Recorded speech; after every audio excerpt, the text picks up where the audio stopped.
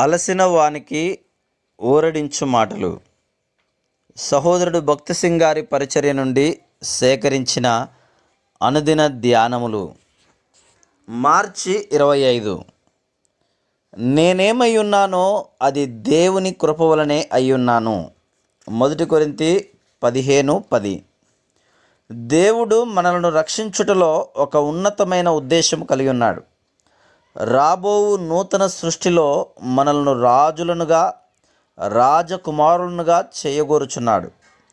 యేసుక్రీస్తు ప్రభు రక్తము చేత విమోచించబడిన వారందరికీ ఆ ఆధిక్యత కలదు.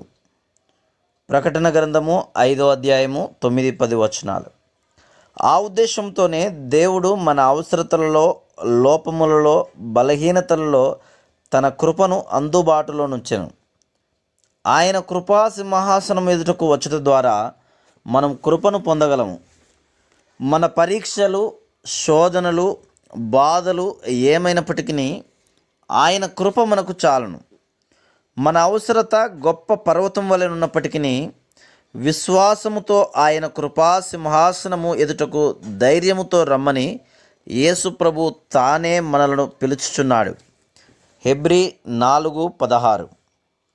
అందుచేతనే మనము దేవుని కృపను ఇంకనూ తెలుసుకొని దానిని ఏ విధముగా పొంది ఆనందించవలనో నేర్చుకొనవలెను.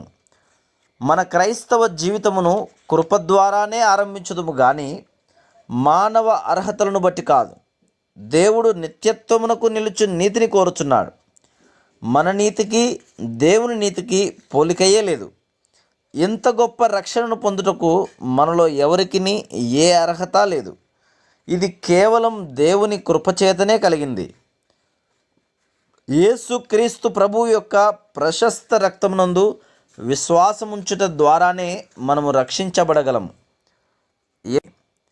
మరియు దేవుని మహిమను, కృపను చూడగలము.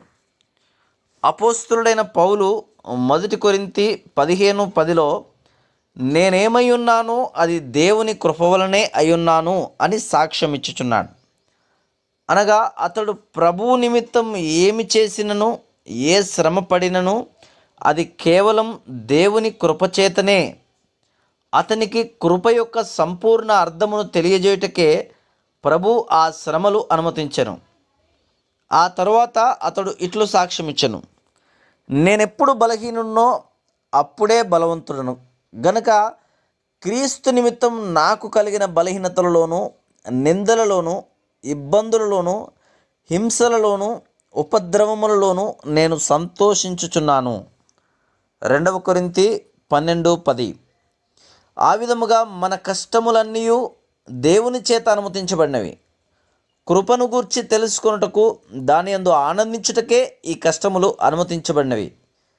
ప్రపంచమంతటిలో మిక్కిలి బలహీనుడైన విశ్వాసి ఆయన కృపను పొందుట ద్వారా బలవంతుడు కాగలడు.